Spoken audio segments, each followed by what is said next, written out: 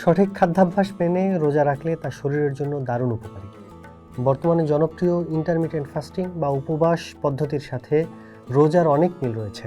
গবেষণায় দেখা গেছে রোজা রাখলে শরীরের জমানো চর্বি গলে ওজন কমে, রক্তচাপ ও কোলেস্টেরল নিয়ন্ত্রণে থাকে এবং ইনসুলিনের কার্যকারিতা বাড়ে। এমনকি সাম্প্রতিক গবেষণায় দেখা গেছে রমজানের রোজা ফুসফুস ও স্তন ক্যান্সারের ঝুঁকিও উল্লেখযোগ্যভাবে কমাতে পারে। ইসলামের 5টি স্তম্ভের একটি হলো রোজা, যা প্রত্যেক প্রাপ্তবয়স্ক ও সুস্থ মুসলিমদের জন্য ফরজ। তবে অসুস্থ শিশু, গর্ভবতী বা দুগ্ধদানকারী মা এবং সফররত ব্যক্তিদের জন্য ইসলামে রোজার শিথিলতা রয়েছে।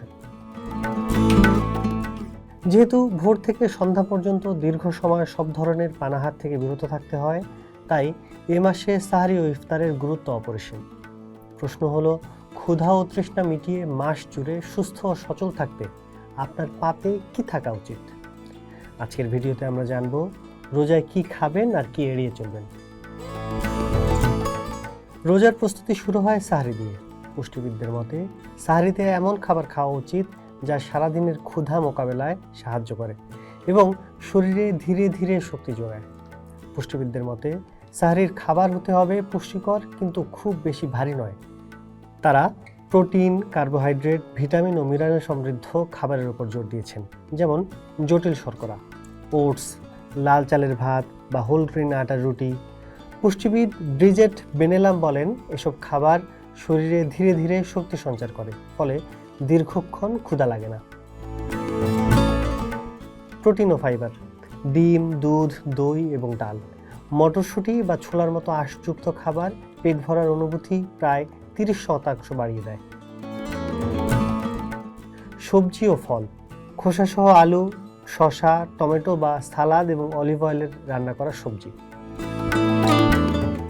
সাহারিতে অতিরিক্ত লবণাক্ত খাবার একদমই খাবেন না। লবণ পানির তৃষ্ণা বাড়িয়ে দেয়। এছাড়া চা, কফির মতো ক্যাফিন জাতীয় পানীয় এড়িয়ে চলা ভালো, কারণ এগুলো শরীর থেকে পানি বের করে দেয়। দীর্ঘ সময় না খেয়ে থাকার ফলে শরীরে পানির ঘাটতি দেখা দিতে পারে, তাই ইফতার থেকে সাহরি পর্যন্ত সময়ের মধ্যে অন্তত 2 থেকে 3 লিটার পানি পান করার আবশ্যক। একেবারে না খেয়ে অল্প অল্প করে পানি পান করুন। সূর্যাস্তের পর রোজা ভাঙার সময় আসে। নবী সাল্লাল্লাহু আলাইহি ওয়াসাল্লামের সুন্নত এবং বিজ্ঞান উভয় মতেই ইফতারের শুরুতে খেজুর ও পানি সেরা। পুষ্টিবিদরা বলেন, খেজুর ও পানি দ্রুত শরীরে শক্তি ফিরিয়ে আনে এবং পানির ঘাটতি পূরণ করে। ইফতারে তাই স্যুপ ও তরল, যেমন ডাল বা সবজি দিয়ে তৈরি স্যুপ, পাকস্থলীকে আরাম দেয় এবং হজমে সাহায্য করে।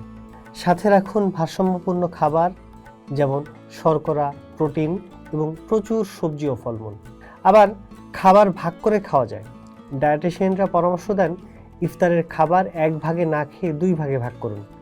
প্রথমে পানি ও খেজুর খেয়ে মাগরিবের নামাজ পড়ে নিন, এরপর মূল খাবার খান। এতে বদহজম ও অলসতা দূর হয়।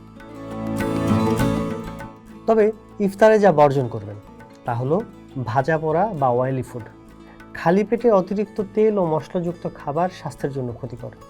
এছাড়া অতিরিক্ত মিষ্টি জাতীয় খাবার এড়িয়ে চলা উচিত, কারণ এতে ওজন বাড়ার ঝুঁকি থাকে।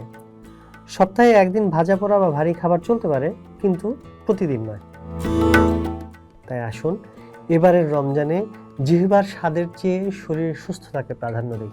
পরিমিত ও সুষম খাবার খেয়ে ইবাদতের শক্তি সঞ্চয় করি।